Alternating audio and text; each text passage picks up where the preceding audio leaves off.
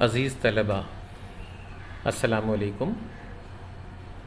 O levels 3247 paper 2 کے حوالے سے ایک نئی ویڈیو کے ساتھ میں فیض الدین احمد حاضر خدمت ہوں۔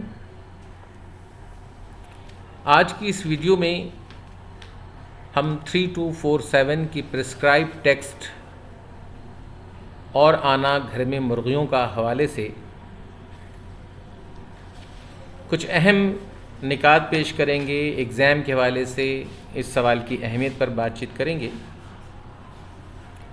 اس سبق کے مصنف مشتاق احمد یوسفی ہیں، جو طنز و مزاح کے حوالے سے 20ویں صدی کا سب سے بڑا نام ہے، اور ان کے بارے میں کہا جاتا ہے کہ ہم مزاح کے عہد یوسفی میں زندہ ہیں۔ مشتاق احمد یوسفی کے حوالے سے او لیولز 3247 کی جو کتاب ہے آکسفورڈ یونیورسٹی پریس کی بک 2، اس میں اس سبق کا تجزیہ، اس سبق کا تنقیدی جائزہ یا تنقیدی نکات صفحہ نمبر 50 سے صفحہ نمبر 62 تک آپ کو مل جائیں گے۔ اس میں ٹیکسٹ بھی شامل ہے، اس میں تنقیدی نکات بھی پیش کیے گئے ہیں، اور یہ ساری باتیں اس کتاب میں موجود ہیں۔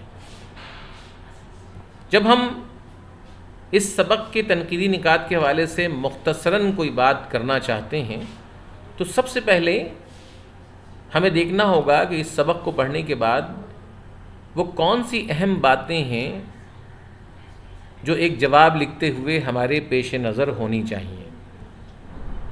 بہت ہی مختصر تعارف کے بعد، یہ اگین میں تعارف کے حوالے سے بار بار کہتا ہوں کہ اس میں تاریخ پیدائش اور تعلیم اور کہاں گزارا وقت یہ سب نہیں، بلکہ تعارف وہ ہوتا ہے جو کسی رائٹر یا کسی شاعر کی شناخت کی وجہ بنتا ہے۔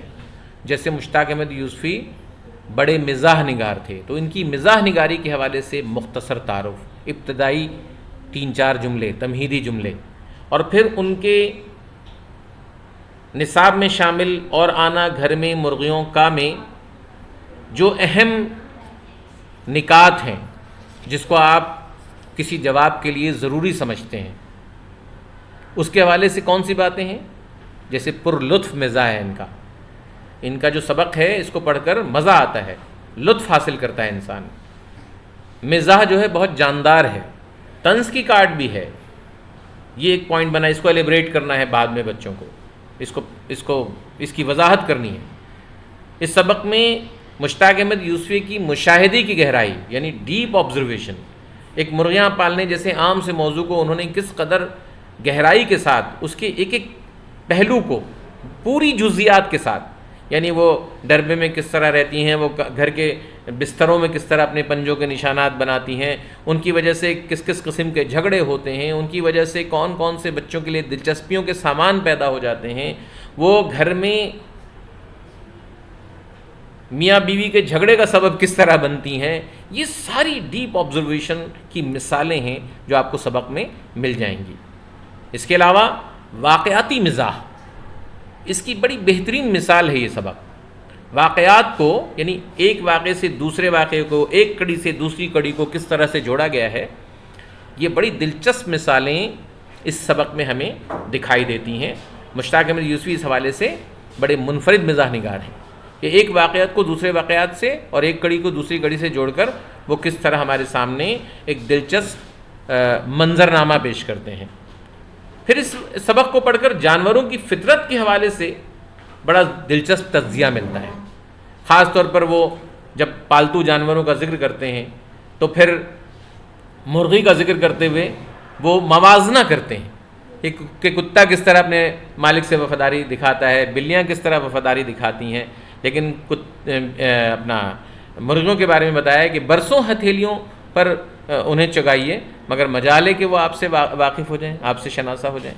تو یہ موازنہ مختلف جانوروں سے، یہ بھی ایک دلچسپ انداز ہے۔ منفرد انداز ان کے یہاں ہیں، اسلوب کی منفرد مثالیں ملتی ہیں۔ کہیں کہیں والیان ریاست کے عیش و عشرت پر گہرا طنز ملتا ہے، خاص طور پہ وہ جو بادام اور پستے کے دودھ میں خوشبو آنے کی جب بات کرتے ہیں، وہ آپ نے سبق پڑھا ہوگا، ظاہر سی بات ہے۔ پھر کہیں کہیں ہمیں ان کے مضمون کو پڑھ کر، مزاحیہ انداز کو پڑھ کر ہمدردی کے جذبات بھی پیدا ہو جاتے ہیں اس شخص سے جس شخص کے بارے میں یہ بات کی جا رہی ہے۔ مرزا کا کردار، مرزا عبد الودود بیگ لازمی ایک کیریکٹر ہے جو ان کے ہر مضمون میں موجود ہوتا ہے، اس کردار کی بھی بہت اہم باتیں موجود ہیں۔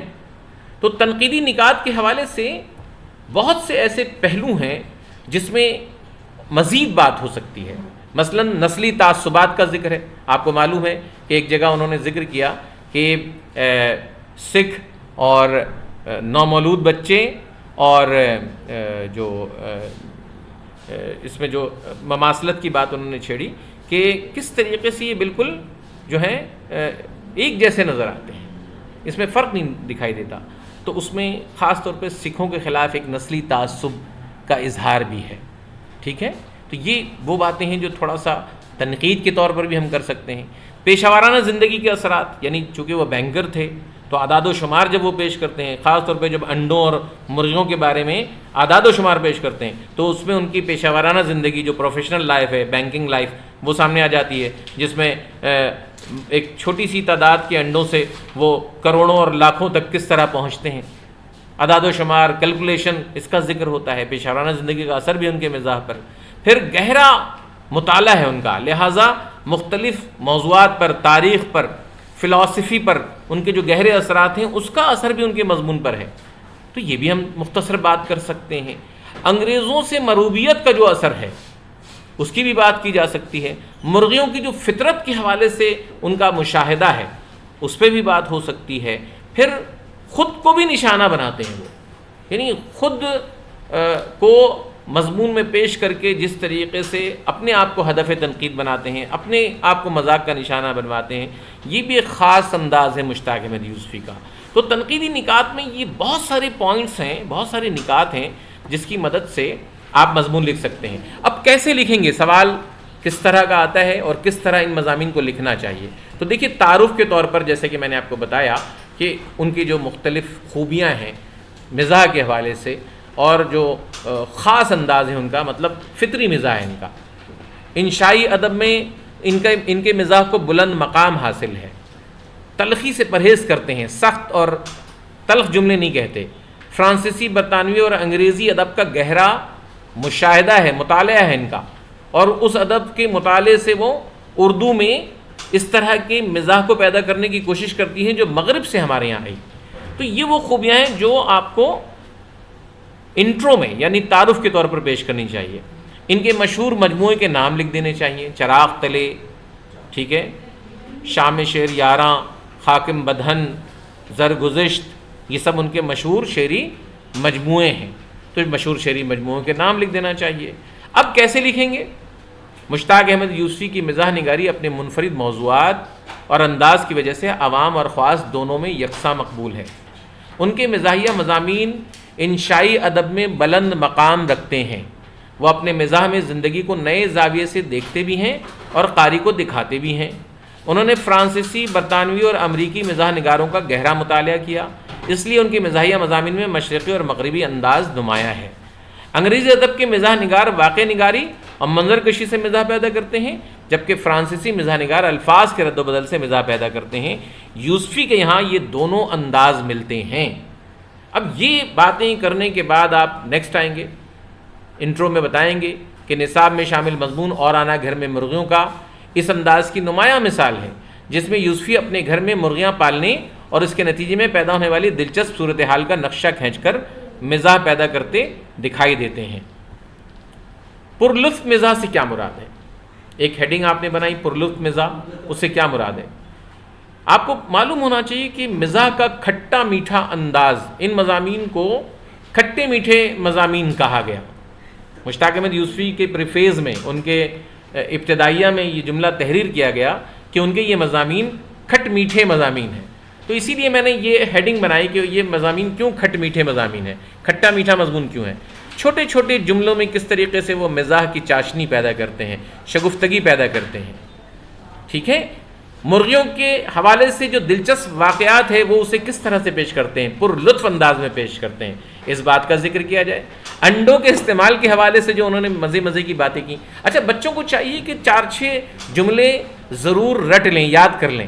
مثلاً انڈوں کے بارے میں جب کہا گیا کہ جو صاف ستھرے ہیں اسے کھائیے اور جب گندے ہو جائیں تو اسے سیاسی جلسوں میں استعمال کیجیے. آپ کو پتہ ہے سیاسی جلسوں میں مارنے کے کام آتا ہے یہ.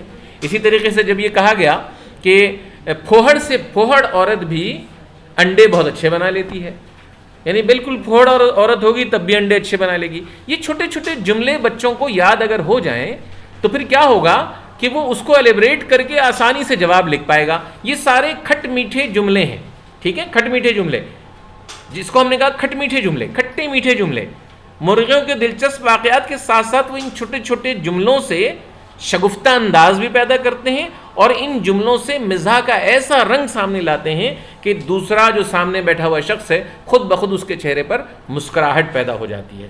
پھر آپ دیکھیں اگلی کیا بات ہے اس میں کہ جب آپ پڑوسیوں سے دلچسپ لڑائیاں ہوتی ہیں اس کا احوال پڑھتے ہیں تو واقعاتی مزاح کی بہترین مثالیں مل جاتی ہیں. اب اس بات کو لکھیں گے کیسے؟ مزاح سے مراد تحریر کا ایسا کھٹا میٹھا انداز ہے جس سے زندگی کی ناہمواریاں ابھر کر سامنے آ جائیں اور قاری ان باتوں کو پڑھ کر بے اختیار ہنسنے، مسکرانے اور قہقہہ لگانے پر مجبور ہو جائے. یوسفی نے کہیں خیال کے ذریعے اور کہیں الفاظ کے ذریعے اور کہیں واقعات کے ذریعے پرلطف مزاح فراہم کیا ہے. اب خیال کے ذریعے کیسے مزاح پیدا کیا ایک الگ بات ہے. دیکھیے کیسے ہم بات کر رہے ہیں. یوسفی مزاح کو محض حماقت نہیں بلکہ زندگی کا ایک بامعنی سرگرمی سمجھتے ہیں.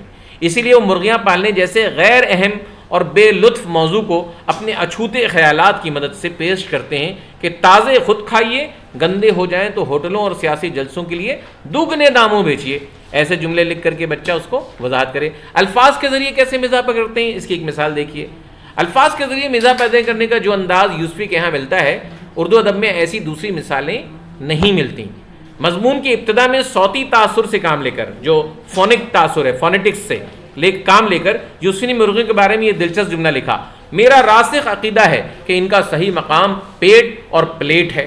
تو پیٹ اور پلیٹ سے ایک صوتی تاثر پیدا کیا. بلکہ اسی جملے کے آگے انہوں نے یہ بھی کہا کہ اور ساتھ میں اگر جو ہے وہ پتیلی کا اضافہ کر لیا جائے تو زیادہ بہتر ہے. تو پیٹ، پلیٹ اور پتیلی یہ تینوں فونک ایک تاثر دیتے ہیں. یہ پرلطف مزاح کی مثالیں ہیں خیال سے اور زبان سے مزاح پیدا کرنے کی.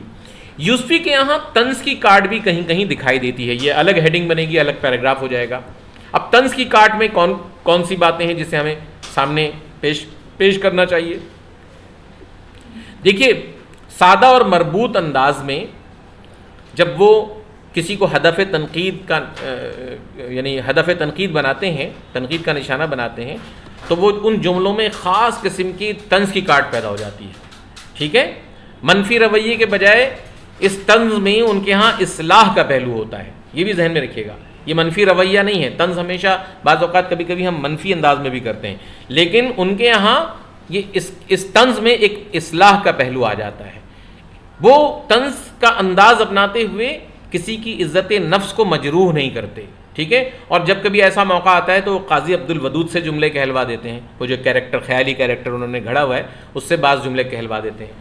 طنز سے مراد ایسا انداز ہے جس میں چیزوں، واقعات اور افراد کی کمزوریوں اور خامیوں کو براہ راست نشانہ بنا کر نمایاں کیا جاتا ہے. یوسفی کا طنزی انداز دوسرے طنز نگاروں سے بالکل مختلف ہے. ان کے طنز میں جھلاہٹ، جھنجھلاہٹ یا شدید رد عمل کی تلاش بے معنی ہے. ان کے طنز میں دل شکنی یا تضحیک یا تذلیل کا پہلو بھی دکھائی نہیں دیتا. وہ سیدھے سادے اور دھیمے انداز میں چیزوں اور افراد کی خامیوں کو اجاگر کرتے چلے جاتے ہیں. اس کے بعد بچہ ایک آدھ مثال بھی دے دے. ان کے یہاں پھر مشاہدے کی گہرائی بھی بہت زیادہ ہے. ایک اور ہیڈنگ بن جائیں گی اور مشاہدے کی گہرائی کے حوالے سے بات کی جائے گی. اب مشاہدے کی گہرائی میں کون کون سے اہم باتیں ہیں جس کو بچہ پلاننگ میں اپنا موضوع بنائے گا؟ گہرا مشاہدہ ہے، ظاہر سی بات ہے. مرغیاں پالنے جیسے غیر اہم باتوں کو کس طرح گہرے مشاہدے سے انہوں نے اس مضمون میں پیش کیا ہے. مختلف واقعات کی منظر کشی کی ہے، چھوٹی چھوٹی باتوں کو بڑی باریکی سے پیش کیا ہے. ایسا لگتا ہے کہ وہ خود اس تجربے سے گزرے ہیں. اس کے علاوہ مرغیاں پالنے کے بعد کیا کیا مشکلات ہوتی ہیں زندگی کی، اس کو جس قدر باریکی سے دیکھ کر انہوں نے پوری جزیات کے ساتھ پیش کیا ہے، یہ بھی ایک اہم معاملہ ہے. اس کے بعد مختلف واقعات کے بیان میں وہ کس طریقے سے کڑی سے کڑی کو جوڑتے ہیں، یہ بھی مشاہدے کی گہرائی میں آئے گا. اب ان باتوں کو لکھیں گے کیسے؟ یوسفی نے اس مضمون میں اپنی قوت مشاہدے کی بنیاد پر مرغیاں پالنے والے گھرانوں کی مشکلات کو کمال مہارت سے پیش کیا ہے. ایسا گہرا مشاہدہ صرف وہی فرد پیش کر سکتا ہے جس کو طویل عرصے تک مرغیاں پالنے کا تجربہ رہا ہو۔ یوسفی مرغیاں پالنے کے نتیجے میں پیدا ہونے والی ہر ایک ممکنہ صورتحال کو اس قدر وضاحت سے پیش کرتے ہیں کہ قارئین ان کے گہرے مشاہدے کی داد دینے پر مجبور ہو جاتے ہیں۔ مثلاً مرغیوں کا ڈربے کے علاوہ گھر میں ہر جگہ پھرنا، ایک پوائنٹ۔ دوسرا، مرغیوں کی مانوس نہ ہونے کی فطرت، یعنی وہ مانوس ہی نہیں ہوتا ہے، اتنا اس کے کچھ بھی کھلائیے مگر وہ اپنے مالک سے مانوس نہیں ہوتا، ڈربے میں نہیں رہتا بلکہ ہر جگہ پایا جاتا ہے، کبھی چادر خراب کر رہا ہے، کبھی بستر خراب کر رہا ہے۔ ان کی وجہ سے جو پڑوسیوں سے جو تعلقات کشیدہ ہوتے ہیں وہ بھی ایک اہم پہلو ہے، کبھی جو ہے وہ خلیل صاحب سے تعلقات خراب ہو رہے ہیں اور ان سے جو ہونے والی گفتگو ہے وہ بھی بڑی دلچسپ ہے۔ مرغیاں پالنے کی وجہ سے محلے بھر میں جو شہرت ہو گئی، وہ جو ڈربے والا گھر جو مشہور ہو گیا، یہ بھی ایک خاص ہے مشاہدے کی گہرائی۔ مرغوں کی اذان دینے کی عادت کے بارے میں دیہی افراد کے خیالات کو جب انہوں نے پیش کیا تو وہ بھی بڑا دلچسپ ہے، اور خاص طور پر وہ جملہ کہ اگر ایک بار تو مردہ بھی اپنے کفن جو ہے نا پھاڑ کر جو ہے وہ باہر نکل آئے، اس طرح کے جملے کہہ کر وہ مرغ کی اذان، اور بلکہ اس کو گھوڑے کی جو ہے نا جسامت اور مرغوں کی جسامت کا موازنہ کرتے ہوئے یہ کہنا کہ گھوڑا جب ہنہنائے تو اس کے جسامت کے لحاظ سے وہ کم معلوم ہوتا ہے، وہ کہتے ہیں کہ اگر مرغے جو ہے وہ میدان جنگ میں اس طرح اپنی بانگ دینا شروع کر دیں تو پھر کیا ہوتا ہے کہ آدھا کام تو جو ہے وہ سپاہیوں کا پہلے ہی ہو جاتا ہے۔ یہ ساری باتیں جو ہیں بڑی اہم ہیں، اس کو بھی دیکھنا چاہیے۔ اب اس کے بعد واقعاتی مزاح کی طرف آتے ہیں۔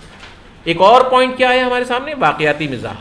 اور واقعاتی مزاح میں مختلف واقعات کے بیان میں یوسفی نے کس قدر فنکاری سے کام لیا ہے اور کڑی سے دوسری کڑی کو کس طرح جوڑا ہے۔ مکالمے کا انداز اس میں ہے، واقعات میں مکالمے بھی ہیں، ڈائلاگز بھی ہیں، جو انشائی ادب کی بہترین مثال ہے۔ بہت مزاحیہ انداز ہے واقعات کو بیان کرنے میں، بہت مزاحیہ انداز، ہر واقعے کو بیان کرنے کے لیے کس طرح مزاح سے کام لیا ہے اور قاری کی توجہ کس طرح حاصل کی ہے۔ ان ساری باتوں کو اب کیسے لکھیں گے کہ یوسفی نے اس مضمون میں واقعاتی مزاح پیدا کرنے کی کامیاب کوشش کی ہے۔ بظاہر مرغیاں پالنے کی ایک معمولی گفتگو سے شروع ہونے والا یہ مضمون انڈوں کے سیاسی اور سماجی ضرورت، پھوہڑ عورتوں کے کھانا پکانے کی مہارت، مرغیوں کے کھانے پینے کی عادت، مولویوں کی مرغیوں کے پکوان سے رغبت، محلے بھر میں ہونے والی لڑائیاں، بیوی سے نوک جھونک اور بچوں کا مرغیوں کے ساتھ تعلق وغیرہ جیسے مختلف واقعات کو اپنے اندر سمیٹ لیتا ہے۔ مثلاً اپنے پڑوسی خلیل صاحب سے بحث و مباحثے کے دوران جب وہ یہ جملہ کہتے ہیں، رات بھر اپنی تقریر کا ریہرسل کرنے کے بعد میں دوسرے دن خلیل صاحب کو ڈانٹنے گیا، جس وقت میں پہنچا تو اپنی ہتھیلی پر انڈا رکھے حاضرین کو اس طرح اترا کر دکھا رہے تھے جیسے وہ ان کی ذاتی محنت اور صبر کا پھل ہے۔ تو ایسے خوبصورت انداز میں کوٹیشن وغیرہ جیسے میں نے آپ کو بتایا لکھتے ہوئے آپ آگے بڑھیں گے۔ اب ایک اور پہلو کیا ہے؟ بات سے بات نکالنا۔ بات سے بات نکالنے سے کیا مراد ہے؟ یہ بھی مزاح کے لیے ایک فن ہے، ایک آرٹ ہے۔ مزاح نگاری اس کے ذریعے سے بھی پیدا کی جاتی ہے، ایک بات سے دوسری بات، دوسری بات سے تیسری بات۔ تو بات سے بات جوڑنا ایک فن ہے۔ مرغیوں کے ساتھ والیان ریاست کا بیان، یعنی کوئی تعلق نہیں مگر والیان ریاست کا بیان کیا جا رہا ہے۔ اسی طریقے سے کڑی سے کڑی ملا رہے ہیں۔ مرغی کے ساتھ لوگوں کی دعوت کا جو حال ہے، دعوت میں کس طرح مرغیوں پہ لوگ پل پڑتے ہیں، ان سب باتوں کو کیسے لکھا جائے گا؟ یوسفی کا کمال یہ ہے کہ وہ معمولی سے واقعے میں کوئی نہ کوئی ایسا زاویہ یا نقطہ ضرور سامنے لے آتے ہیں کہ قاری کو ابتداً حیرت اور بعد میں مسرت کا احساس گھیر لیتا ہے۔ بات سے بات پیدا کرنا اور موضوع کے بارے میں کڑی سے کڑی جوڑنے کا فن کوئی یوسفی سے سیکھے۔ اس مضمون میں بھی یوسفی نے بات سے بات پیدا کی ہے۔ پورے مضمون میں یوسفی کا یہ انداز منفرد انداز نمایاں ہے۔ مضمون کی ابتدا میں انہوں نے مرغیوں کی قدرتی عمر سے پہلے لوگوں کی خوراک بن جانے کی صورتحال کو پیش کرتے ہوئے دلچسپ انداز میں لکھا کہ ہماری ضیافتوں میں میزبان کے اخلاص و ایثار کا اندازہ مرغیوں اور مہمانوں کی تعداد اور ان کے تناسب سے لگایا جاتا ہے۔ تو جانوروں کی فطرت ایک اور اہم پہلو ہے اس مضمون کا، اور خاص طور پر جب موازنہ کیا گیا مرغیوں سے تو وہ کتا، بلی، گھوڑے یا ہاتھی یا دیگر چیزوں کا موازنہ کرتے ہوئے یوسفی کیسے لکھتے ہیں، ان باتوں کا کیسے لکھنا چاہیے۔ دیکھیے یوسفی نے اپنے اس مضمون میں مختلف جانوروں کی فطرت بیان کرتے ہوئے مرغیوں کی عادتوں سے ان کا موازنہ کیا ہے۔ ان کا کہنا ہے کہ جانوروں کا تھوڑا بہت خیال کرنے پر وہ اپنے مالک سے فوراً مانوس ہو جاتے ہیں، فیملیئر ہو جاتے ہیں۔ مزاح نگار نے گھوڑے، کتے اور ہاتھی کی فطرت کی مثال دیتے ہوئے مرغیوں سے موازنہ کیا ہے۔ ان کے مطابق مرغیاں ایسی مخلوق ہیں جن کی مہینوں خدمت کیجیے لیکن پھر بھی اپنے مالک کو نہیں پہچانتی۔ اس بارے میں یوسفی لکھتے ہیں، برسوں ہتھیلی پر چگائیے لیکن کیا مجال کہ آپ سے ذرا بھی مانوس ہو جائیں۔ تو مزاح نگار یوسفی اس مضمون میں ایک بہت معمولی سی بات کو ایسے منفرد انداز سے پیش کرتے ہیں کہ قاری کی دلچسپی کا عنصر مضمون کے آغاز سے آخر تک قائم رہتا ہے۔ مضمون یوسفی نہ تو طنز کے تیر چلاتے ہیں نہ ہی قاری اس مزاح سے قہقہے لگانے پر مجبور ہوتا ہے۔ پورے مضمون میں مزاح کی ایک دھیمی لہر شروع سے آخر تک نمایاں رہتی ہے جو قاری کے لیے دلچسپی کا باعث بنتی ہے۔ یہ منفرد انداز ہے یوسفی کا۔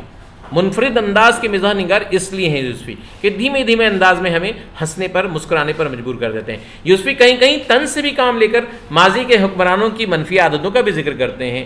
ان باتوں کو پیش کرتے ہوئے وہ طنز و مزاح کے وار سے اپنے مضمون کو دلچسپ بناتے ہیں۔ مثلاً مرغیوں کی خوراک کے بارے میں طنزیہ انداز اختیار کرتے ہوئے ہندوستان کی تاریخ میں ریاستوں کے حکمرانوں کی فضول خرچیوں کو کچھ اس طرح سے بیان کیا ہے کہ بعض نفاست پسند والیان ریاست اس بات کا بڑا خیال رکھتے تھے کہ جن بھینسوں کے دودھ کی بالائی ان کے دسترخوان پر آئے ان کو صبح و شام بادام پستے کھلائے جائیں تاکہ ان کا اصل ذائقہ اور مہک بدل جائے۔ تو یہ والیان ریاست کی عیش پرستی کو طنز کا نشانہ بنانا، سٹائر کے انداز میں پیش کرنا، یہ وہ بات ہے جس کو ہمیں بیان کرنا چاہیے۔ تو نصاب میں شامل اس مضمون میں بھی جگہ جگہ ہمدردی کا رنگ نمایاں ہے، ہمدردی کے جذبات نظر آتے ہیں۔ مضمون کی خوبی یہ ہے کہ پڑھنے والے کے دل میں مرغیاں پالنے والے کے لیے نہ صرف ہمدردی کے جذبات پیدا ہوتے ہیں بلکہ اس پرندے کی معصومانہ حرکتوں کو مزاح نگار نے جس طرح کھول کھول کر بیان کیا ہے اس پر قاری ہنسے بغیر نہیں رہ سکتا۔ مرغیاں پالنے والوں کی بیچارگی اور اس پرندے کی حرکتوں کو یوسفی نے ان الفاظ میں پیش کیا ہے۔ ایک دن تھکا ماندہ بارش میں شرابور گھر پہنچا تو دیکھا کہ 3 مرغے میرے پلنگ پر باجماعت اذان دے رہے ہیں۔ سفید چادر پر جا بجا پنجوں کے تازہ نشانات تھے۔ البتہ میری قبل از وقت واپسی کے سبب جہاں جہاں جگہ خالی رہ گئی تھی وہاں سفید دھبے نہایت بدنما معلوم ہوتے تھے۔ ایسے کوٹیشن استعمال کر کے اس کے بارے میں بات کی جائے۔ مرزا عبدالودود ایک خیالی کردار ہے جس کے بارے میں بات کی جا سکتی ہے اس مضمون میں۔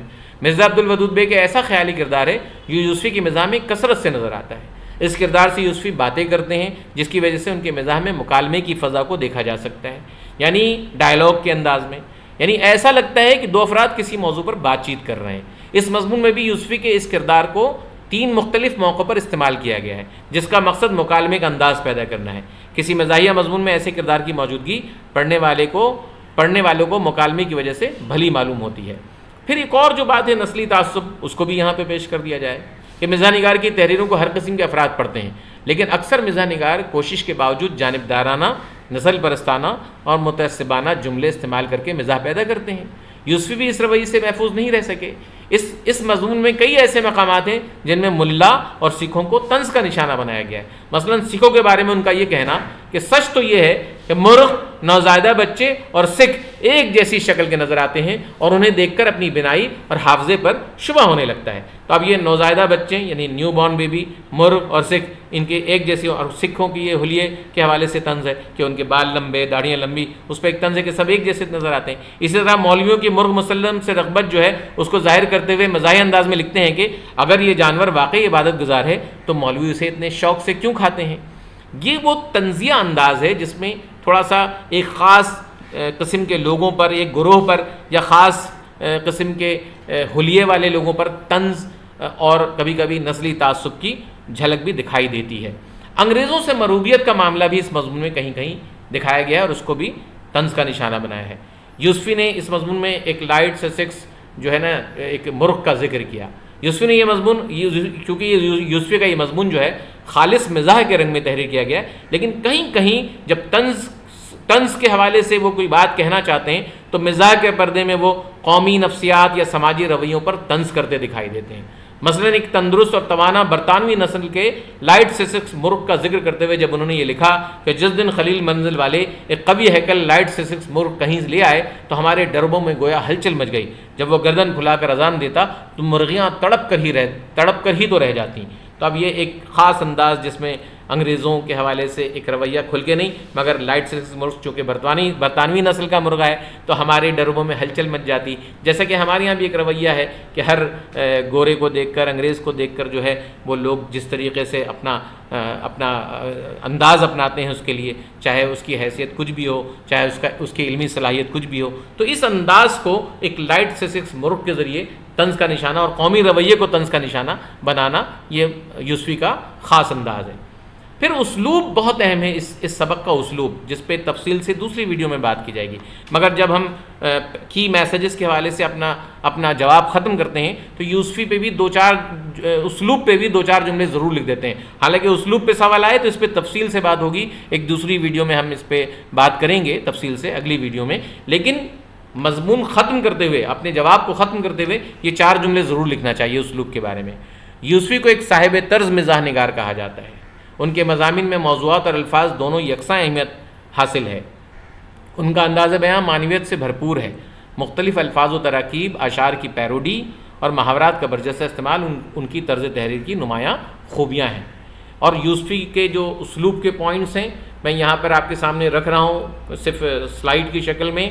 اس کے بعد پھر ان موضوعات پر اگلے ویڈیو میں تفصیل سے بات ہوگی. اسلوب کی خوبیوں میں برجستگی ایک موضوع ہے، شگفتگی ایک موضوع ہے، تحریف یعنی پیروڈی سے وہ کس طرح کام لیتے ہیں وہ ایک موضوع ہے، کمیاب الفاظ و تراکیب، میں نے آپ کو بتایا تھا ہری چگ وغیرہ یا خاگینہ وغیرہ کا استعمال. تحریف میں بتایا تھا کہ بھئی غالب کے شعر کو ہزاروں خواہشیں ایسی کہ ہر خواہش پہ دم نکلے، اس کو یوسفی نے استعمال کیا. ہزاروں خوبیاں ایسی کہ ہر خوبی پہ دم نکلے، انڈوں کی خوبیاں بتاتے ہوئے. تو یہ ساری باتیں تفصیل سے ہم بات کریں گے. عورتوں کی لفظیات کس قسم کی ہے اس پہ بات کریں گے، اور محاورات کیسے استعمال کیے ہیں اس پہ بات کریں گے. تصویر کشی اور جزیات نگاری یہ ان کے اسلوب کی نمایاں خوبیاں ہیں. انشائی ادب ان کے اسلوب کی نمایاں خوبیاں ہیں. صوتی اثرات سے وہ کیسے کام لیتے ہیں یہ بھی ایک نمایاں خوبی ہے. حقیقت نگاری سے کیسے کام لیتے ہیں یہ بھی ایک اہم خوبی ہے. بیانیہ اور مکالماتی انداز کیسے پایا جاتا ہے یہ بھی ایک اسلوب کی اہم خوبی ہے. مبالغہ آرائی سے کیسے کام لیتے ہیں یہ بھی اسلوب کی خوبی ہے. تو ان خوبیوں پر اگلی ویڈیو میں بات ہوگی، لیکن ذہن میں رکھیے کہ اسلوب کے حوالے سے یہ اہم نکات ہیں. اور ممکنہ سوالات کیا ہو سکتے ہیں ایگزام کے حوالے سے، اس سال بہت امپورٹنٹ ہے مشتاق احمد یوسفی، لہٰذا 2024 کے لیے جو سوالات ہو سکتے ہیں وہ ذہن میں رکھتے ہوئے اس کے مطابق آپ کو جواب لکھنا چاہیے. پہلا سوال ہے جو اسلوب کے حوالے سے ہی ہے کہ مشتاق احمد یوسفی کا اسلوب اس دور کے تمام مزاح نگاروں سے منفرد ہے. مضمون اور آنا گھر میں مرغیوں کا کے حوالے سے ان کے اسلوب کی خوبیاں بیان کیجیے. تو اب ظاہر سی بات ہے وہ جو میں نے آخر سلائیڈ میں جو خوبیاں بتائی ہیں اس پر جم کے لکھنا ہے. دوسری ویڈیو میں اس پہ آپ تفصیل سے دیکھ سکیں گے. اس کے علاوہ جو سوال ہے وہ کون سا ہے؟ ظاہر سی بات ہے تعارف کیسے بیان کریں گے. تعارف وہ جو میں نے انٹرو کی بات کی تھی، یوسفی کے اسلوب، ان سب باتوں پہ تفصیل سے اس میں بات کریں گے. اور پھر صوتی اثرات، بیان انداز، مکالماتی انداز، ان سب پہ بات کرنے کے بعد ان سب مواد کو اچھی طریقے سے ایلیبریٹ کر کے واضح کر کے اپنے جواب کو مکمل کریں گے. اس میں حوالے ضرور لکھیں گے، مخصوص قسم کے جملے یاد کر کے جانے آپ کو، جس طرح سے جواب لکھیں گے اس کے ریفرنسز استعمال کریں گے، اور پھر اختتامی جملہ لکھیں گے. تو اس طریقے سے ایک سوال کا جواب کمپلیٹ کیا جاتا ہے. دوسرا سوال دیکھیے کہ مشتاق احمد یوسفی نے اپنے گہرے مشاہدے کا بخوبی استعمال کیا ہے. اس حوالے سے مضمون کا جائزہ لیجیے. تو ابھی ہم نے گہرے مشاہدے پہ اور بات سے بات جوڑنے پہ اور کڑی سے کڑی ملانے پہ بہت تفصیل سے بات کی ہے.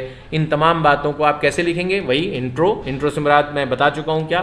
انٹرو، گہرا مشاہدہ، اس پہ تفصیل سے بات کریں گے. مرغیوں کا ڈربے کے علاوہ گھر میں ہر جگہ پھرنا، مرغیوں کی مانوس نہ ہونے کی فطرت، ان کی وجہ سے پڑوسیوں سے جو تعلقات خراب ہو رہے ہیں اس کے بارے میں بات کرنا، مرغیاں پالنے کی وجہ سے محلے بھر میں جو شہرت اور مرغوں کے اذان دینے کی عادت کے بارے میں جو دیہی افراد کے خیالات ہیں، ان سب باتوں کو بہت ڈیٹیل میں اس میں لکھیں گے اور پھر تھوڑا سا اسلوب پہ بات کر کے اپنی بات ختم کر دیں گے. امید ہے کہ اس مختصر سی ویڈیو کے ذریعے سے اور آنا گھر میں مرغیوں کا کے حوالے سے آپ اچھی طرح سے کچھ مفید باتیں جان گئے ہوں گے اور امتحان کی ٹیکنیک کو سمجھ گئے ہوں گے. امید ہے کہ آپ کا امتحان اچھا جائے گا.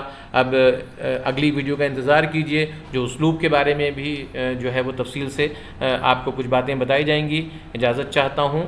خدا حافظ.